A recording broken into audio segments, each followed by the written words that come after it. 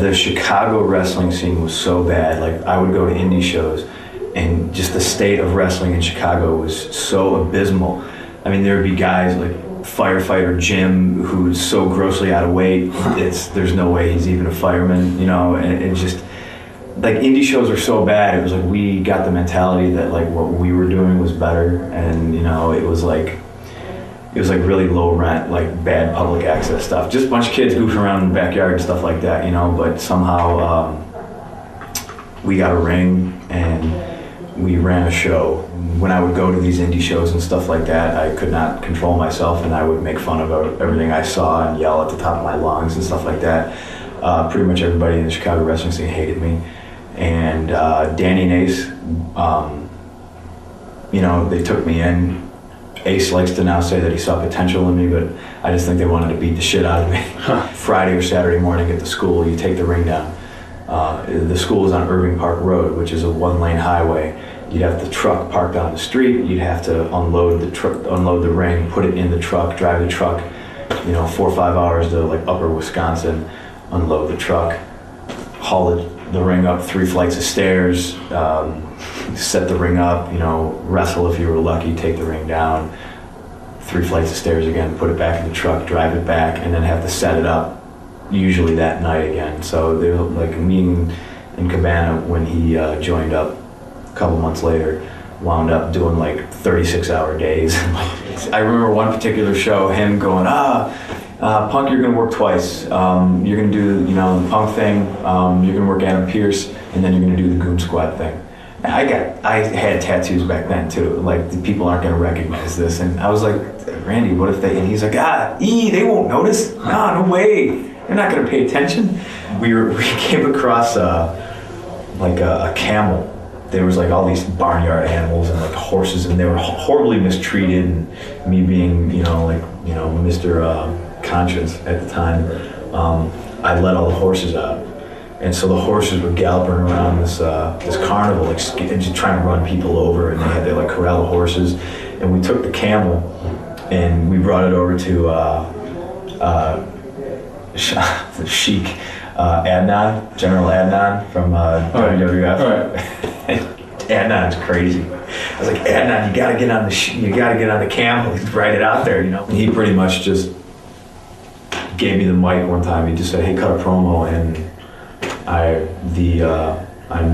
CM Punk, I'm straight edge, I'm alcohol-free, drug-free, better than you, was born. It was like the first thing I said on the mic. So I remember when I was a kid, you know, helping my dad cut the grass. And my dad, you want a sip of beer? And like, I take a sip of beer and just think, this tastes like warm piss. Like, why would you even drink it? It just never appealed to me. It never made sense to me. I could always have fun without getting fucked up, and you know, this was never my thing. So when I first, you know, started listening to like Minor Threat and stumbled upon like this whole thing, I was like, hey, wait a minute, that's me. I dropped the belt to him. There was like a lot of heat for it up in Minnesota. I was like a huge baby face with the Bouncing Souls Olay music. Like, the crowd would like sing it, you know. You know how Samoa Joe does the Olay kick? Like, the crowd would like, my entrance music was that song.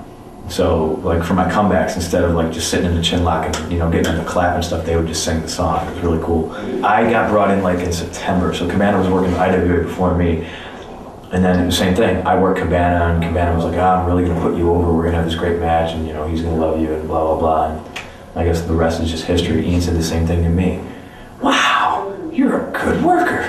And my match was terrible with Cabana, it was so bad. Like, looking back on it now, like, you know, back then we were like, yeah, what's up? You know, like, kid always had, you know, the green medicated Gold Bond powder, and kid's always putting out his balls. Cabana's like, what are you doing? And kid's like, no, try it. And Cabana thought it was a big rip, you know. I remember this. Cabana's like, no, I'm not doing that. When he finally did it, he was like, this is amazing. Punk, you gotta try this. Well, I know you get a bad stigma attached, because I'm not allowed anywhere near an OVW show or the OVW building.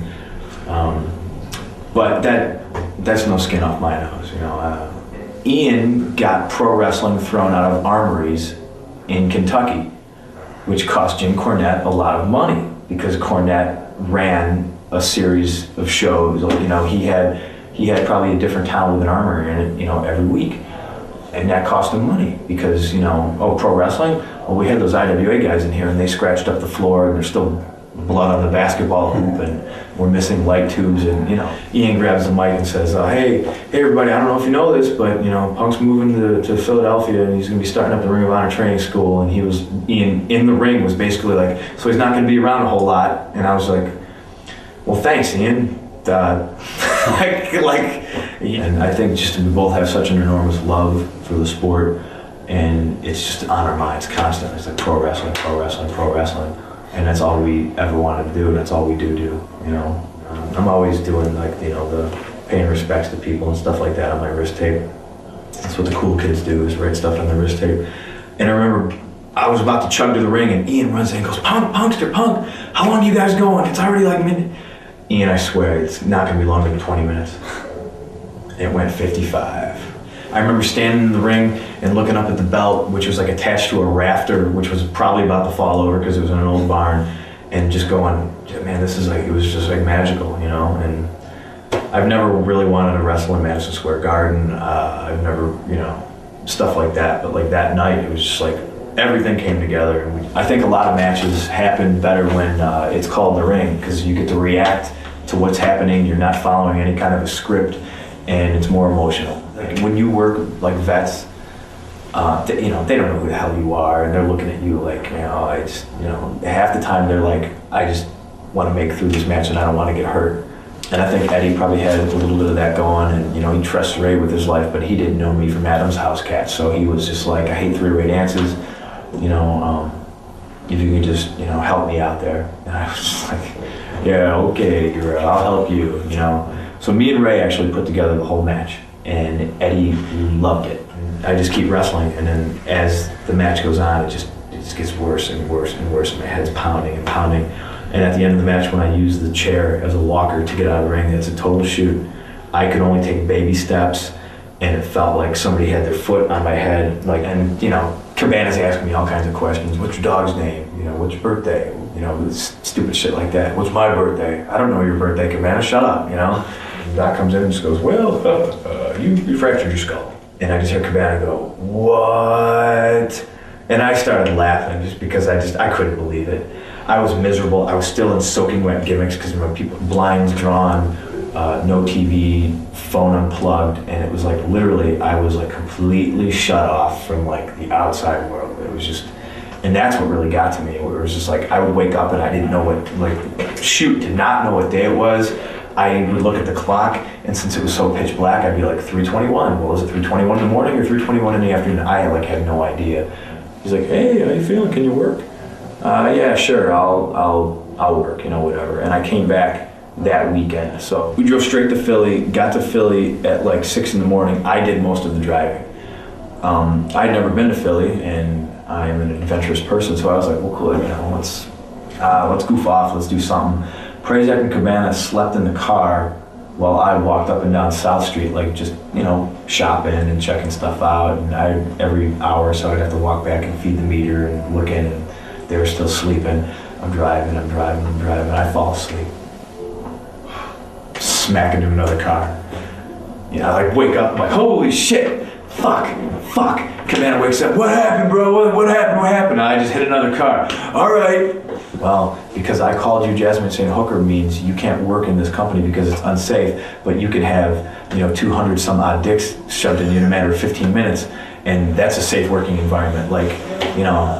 Priorities, we gotta split, we do gotta get home, but I want you to know that before we leave, we're not leaving directly and going home. We're leaving, we're going a couple blocks over, we're going to the Ring of Honor show. I gotta shoot these promos, and I'm just letting you know, because I don't want there to be any heat when it comes out on the internet, that we were there thinking, you think I double crossed you, or, I stabbed you in the back or something like that.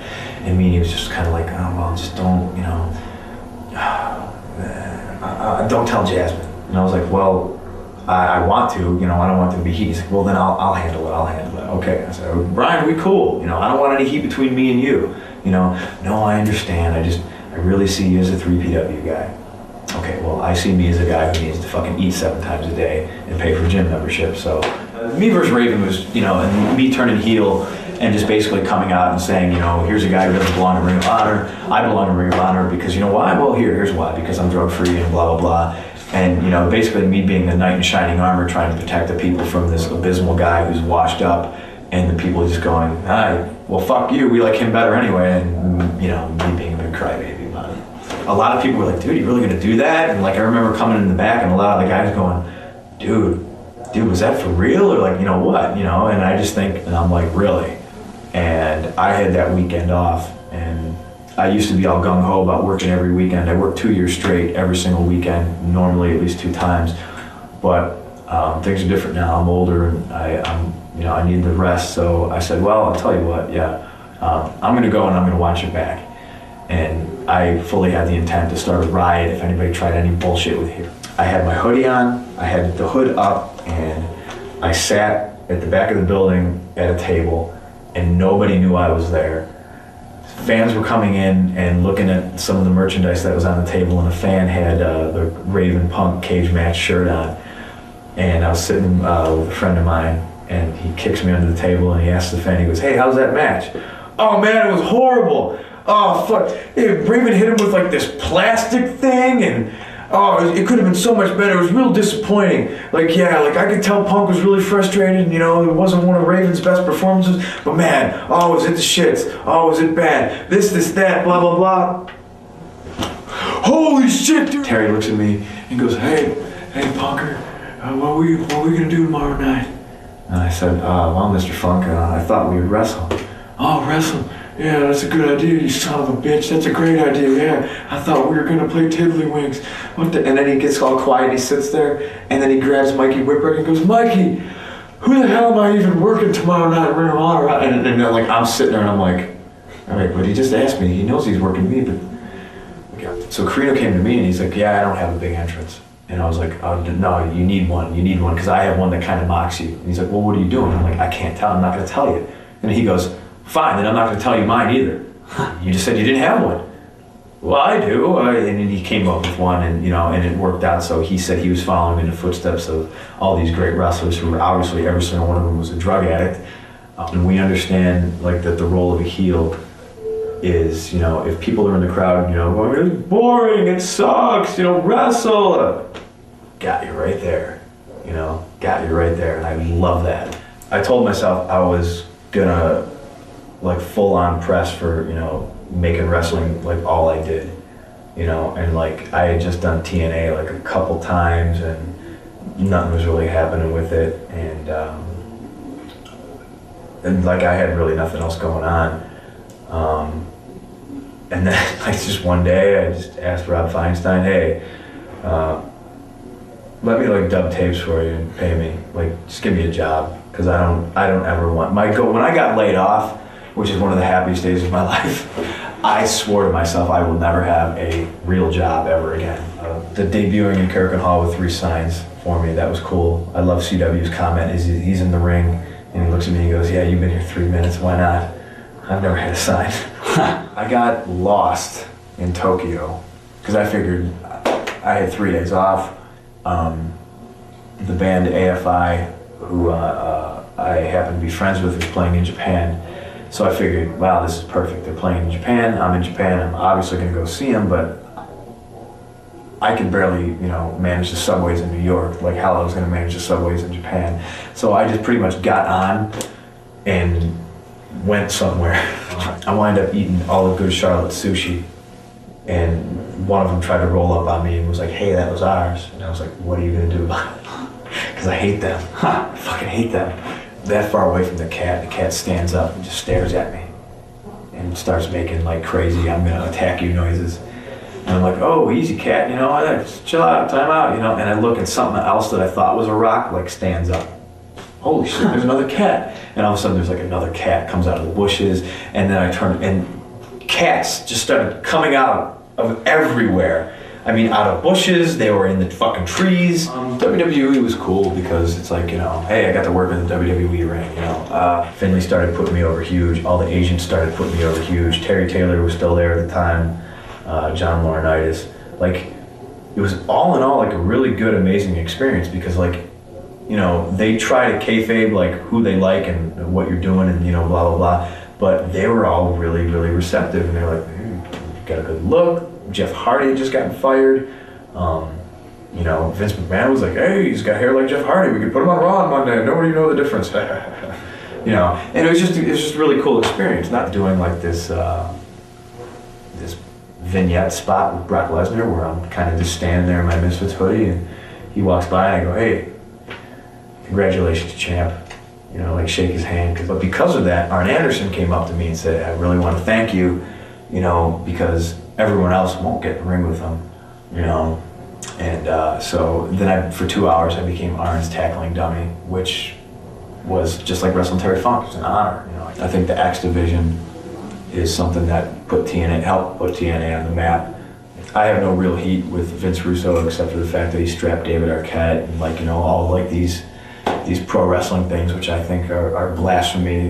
No, I don't agree with his Crash TV philosophy. I am more old school, and I will say the cliche, the marquee says wrestling. I have a lot of friends there, and I'm not naming names. I'm not saying even if they're on the regular roster or if they're developmental or what, but I have a lot of friends that are miserable. And, you know, if the people, my thinking is if the people there aren't happy and things aren't changing, I do see at some point in my career working for the WWE or WWF or whatever it's called, but I'd like to think that I'm going to do it on my own terms.